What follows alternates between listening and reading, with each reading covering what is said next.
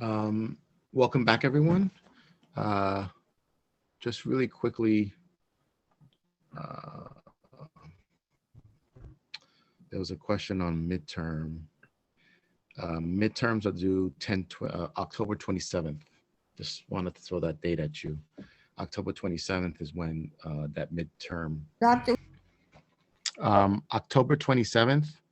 It may not have been on the syllabus, so I apologize. But October 27th, you, Renee, and Safi for the presentation. I think it was definitely valuable in laying out the groundwork of the readings. I'm also thankful about the honesty. Process theology is not is philosophical theology. So there's a lot more philosophy built into that.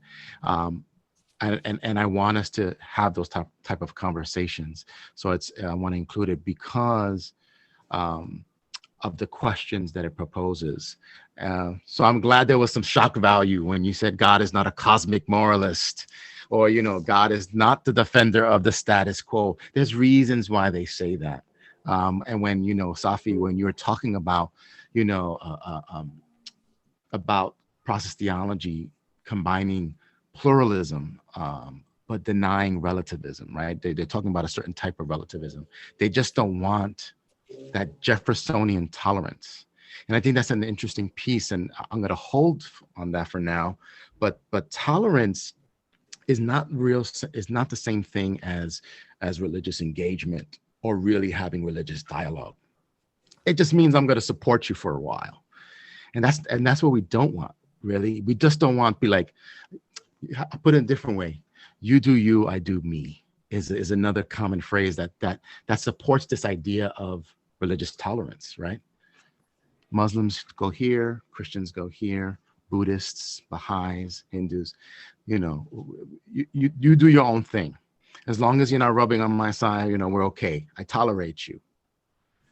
But when we're talking about an experience of the divine or an experience of ultimate reality, and there's no one tradition that doesn't speak to that, then we need to sort of defer judgment. Thankfully, theology is speculative, right? We're trying to understand this pursuit of God. And then that causes us to have to reevaluate certain pieces. And that's what process theology is doing. And process theology doesn't agree with absolutes because there's no one religious tradition that has absolutes. But it doesn't want to go into that other side of things, like dissolute, right? You do you, I do me. So then there's this thing called the resolute, that middle ground, the struggle of harmonizing all the pieces together. And so that's what its pursuit is. But I'll leave that right for now. And I kind of want us to jump into our questions, because I would really like to jump into these questions and think about them for a bit. So Renee, can you post them up again?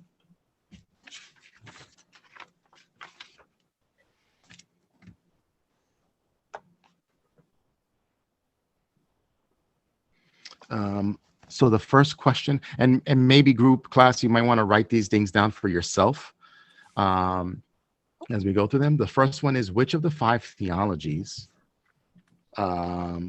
is closest or to your personal, and which one is farthest? Closest and farthest.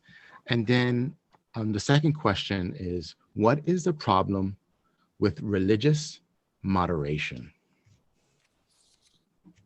I'm going to make a copy of this on my screen so I have it. What is the problem with religious moderation? And Renee and Safi, is there a particular avenue you wanted to go with that question? Like, what's the problem with being in the middle of the road in religion? Was that the lead in for that question? Yes. Okay. The whole idea behind that question was that the author was like, religious moderates are just as much to blame as the secularists and the absolutists. So what is the author talking about when he says they're just as much to blame?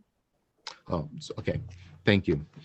The third question is, what is the relationship between absolutism and relativism, if any, right?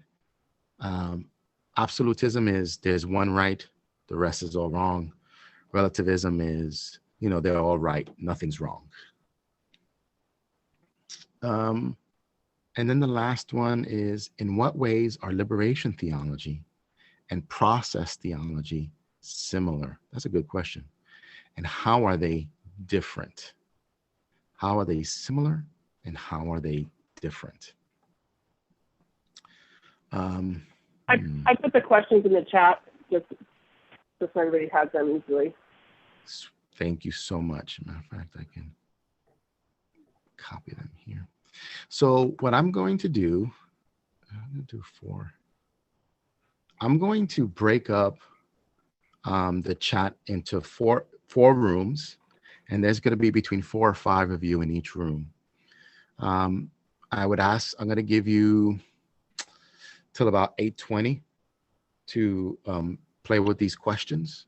So be concise in your responses, and then we'll come back at that, and we'll just do a brief a brief response, and maybe we might even jump into next week with and lead in with these questions. But I'm going to open up the rooms now, and we have till about 8:20 to answer them. Okay. All right.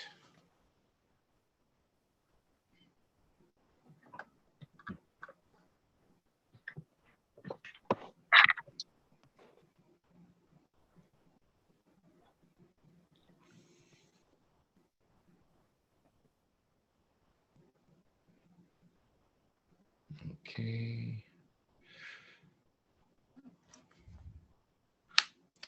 So Keith, you were invited. You would have to click on the invite. Thank you.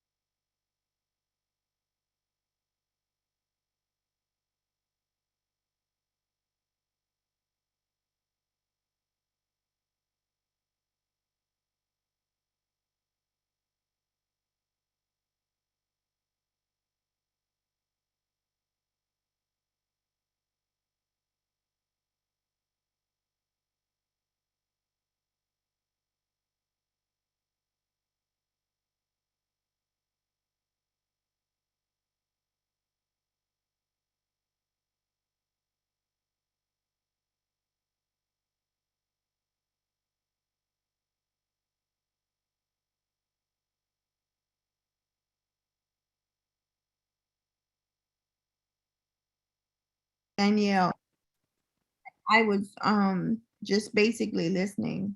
But I get from what I gathered, you know, we all talked about what was the were we orthodox, were we liberal, or were we radical in our religious faith? And we came up with an idea that we weren't, he said 5 religious faiths, but it only added up to 3. So we added in conservative. That's not orthodox because you have to do everything by the book if it's orthodox. But we may have some reserved thoughts or some reserved feelings that are orthodox, but we don't do everything, you know, as orthodox people do.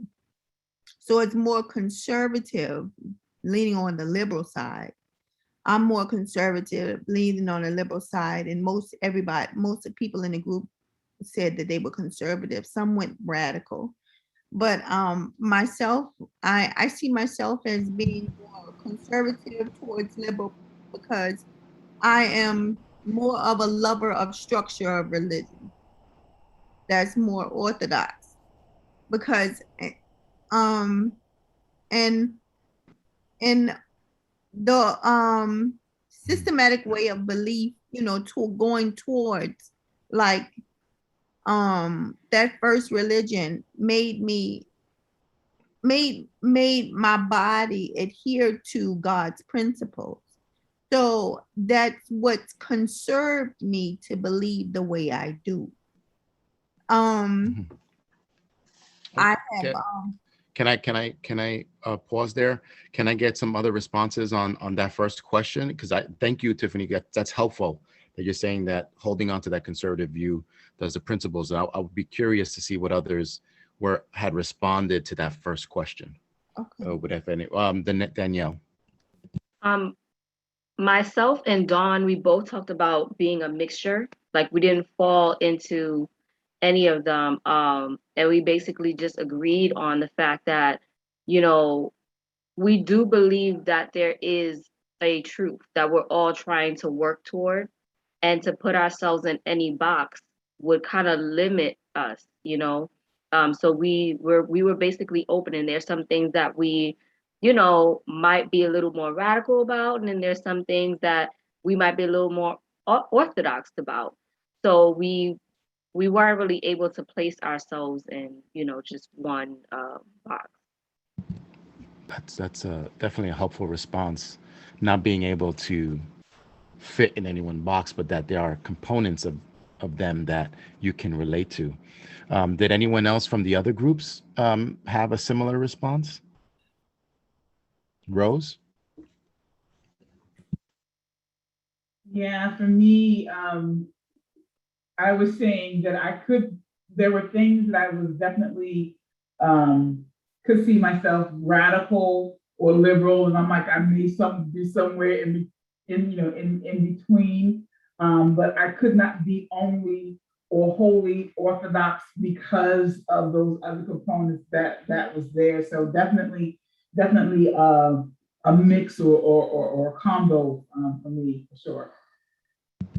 Yeah, definitely. Trisha, for you. A mix of all. I mean, the Orthodox is like, you know, since I'm in church history, those are the foundations, you know. So I can't do, but I like liberation theology a lot. It speaks to the everyday man. You know, it speaks to the person who thinks there is no hope when there's no way when there is a way. So I really have come to like liberation theology, but at the and the openness of this relational and process theology. But it does concern me that the foundations are kind of kicking away, but I really like liberation theology. That's helpful. And it seems like the question is probably moving more towards, and you can tell me if I'm on the right wavelength or not, is that we exist in tradition. We have our traditions. But what we're realizing is that as we read these other perspectives, you're saying, how can that fit within my tradition? How can I reimagine the space that I'm in that allows for that liberative component that we see in radical theology or liberation theology, so that I too can be conversant with it. And then maybe what we also see in our Orthodox traditions, you know, that there's just pieces there that are just beautiful, and really allow us to really contemplate and reflect on the divine. And we want to kind of bring those in. I mean, a perfect example, when I look at Russian Orthodox or Greek Orthodox and their use of icons as such a beautiful way. Kim did. And I showed her the right thing. Oh, Daphne? Oh. Yes. After I'm sorry. I didn't mean to be talking. Yes. I'm so you call sorry. me off guard. I thought you were like, amen. I was like, okay. No, Danine, myself, and I'm so sorry. Hey Young, we were in the group together. Yeah, and I think I was the only one right, and Fanny, I'm sorry. I think I was the only one that felt close to liberation theology, but all of us agreed with Orthodox as well. You know, because liberation theology, like it's already been said, does talk about the word and does talk about Jesus Christ and having peace of mind. And Orthodox actually talks about, you know, having a heart for the poor. And Jesus also had a heart for the poor, you know. So I felt like both of them kind of, you know, featured what I believe in, but you know. So I'm sorry, go ahead. We No, all that means you're having there are parts that you resonate with and you want to hold Yes. on to even within your own space. And I Yes. think that's where theology moves into what Whitehead calls the rationalizing of religion. We're realizing that we're not just following whatever your church or your congregation or your faith gives you, but now you're opening up to these different perspectives and saying, this speaks to me in a certain way, and I need to bring that in and work with it and see what happens. And so there's that constructive component that I've kind of been talking about and allowing you to read. Theology does have a constructive space. And it's not only I'm just holding on to traditions. There's more to it than that. And so there's a little bit of that, right? There's a little bit of holding on to traditions, but then you're seeing it anew. You're making it alive again. Let me pause because Keith, you had your hand raised. Yes. Yeah, that's why I was going to say constructive, because I lean toward radical and constructive because of the change in times and moments that are taking place in generation that we live in. There's there's some people in touch, and then there's people out of touch. So how do you reach those that's out of touch? So that's why I lean toward the constructive theology, whereas you be inclusive to include everyone within the circle of the deity of God, of what they believe, what the concept of who God is. Thank you. So just to let you know, everyone, it's 8:32, and so then that means our class time is finished. So I first want to thank Renee and Safi for such a wonderful presentation. Round of applause. I think it was really helpful once again in structuring the class time, and I appreciate the questions as well. I think this question of where do we see ourselves as a starting point, and I think that was a good question as a starting point. Where have we seen ourselves, but also where do we see ourselves in these other traditions, right? These other theological perspectives, because we're starting to realize that we are constructing our own understanding of God. I think that's our responsibility. And so for this week's prompt, for this week's discussion, which probably you've seen and you're a little worried about, and I'm thank Daphne. I just want to reach out and say thank you for letting me know. I wasn't aware, so you letting me know the space of the class, and so then I was able to respond with an email saying that this discussion we're going to have now is due just the day before our next session, because I want you to think about this question, and I'm going to share my screen real quick so that we all can see it. All right. So here's the question for this week's reflection. Anselm classically defines theology as fides quaerens intellectum, faith seeking understanding. We talked about that last week. Not faith that already understands and so no longer needs to seek. That would be, by definition, no longer be theology. Theology is not itself the faith, but its quest, right? It's the quest of faith. If we stop seeking, we are no longer on the way. Faith seeking understanding has then turned into belief that understands. It closes the very root of quaerens, right? Faith, from which come both the question and the quest, right? Because of our faith, the question is, well, what is it that we believe? And what's that quest? The quest is answering that question. Speaking the divine wisdom in a mystery, theology remains a work of human speech. Theology is our expression of what we mean by God, right? Theology is not the same as faith or belief. What a discipline and relational reflection upon them. I think it says, but a discipline and relational reflection upon them. God calls, but we are responsible for what we call God. And God may be calling us to that very responsibility. On the mystery, page 17. So here's a question. In the readings of this past week and the discussion in class, what does Keller mean by relational reflection? Relational reflection. And I would like you to respond by reading her quote. That's the one on page 17. You could read it from the book or from the piece, or the page of that section. I would actually tell you, it's like if you're doing a scripture interpretation, you want to read the before and after. So read that page of that section and respond to what you see her saying. Here's the next question. How do the theological frameworks as introduced by Soel, which is Orthodox Liberation, Cobb, Process, and Lakeland, from pages 2 to 7, help in relational reflection? How does the above quote change our perspective of theology, or more specifically, systematic theology?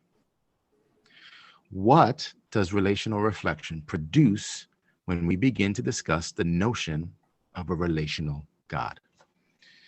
Those are the prompts for discussion this week on our online forum. Yes. Dr. Reyes, Keith, yes. yes, I did an assignment, was it, I see your assignment right here. yes. Mhm. So was that what, I mean, I thought I did this assignment. Yeah, so that's your response to this one. I haven't read this one yet. I'm reading the other ones right now. So I'll let you know. Okay. But this will be your prompt, and we go from, people respond from there. Okay. Okay. All right. So the idea is to define what is relational reflection, how does it work with the other systems, and how does it change our perspective on theology, and what does it do when we start talking about God? Those are it. Once again, I'm gonna I think next week I might continue from the discussions of the day and the questions. I already have them here. I'm gonna continue with those questions and maybe respond a bit to the PowerPoint specifically about some components of SOL and some components of process for clarification. And then we'll jump into that week's discussion.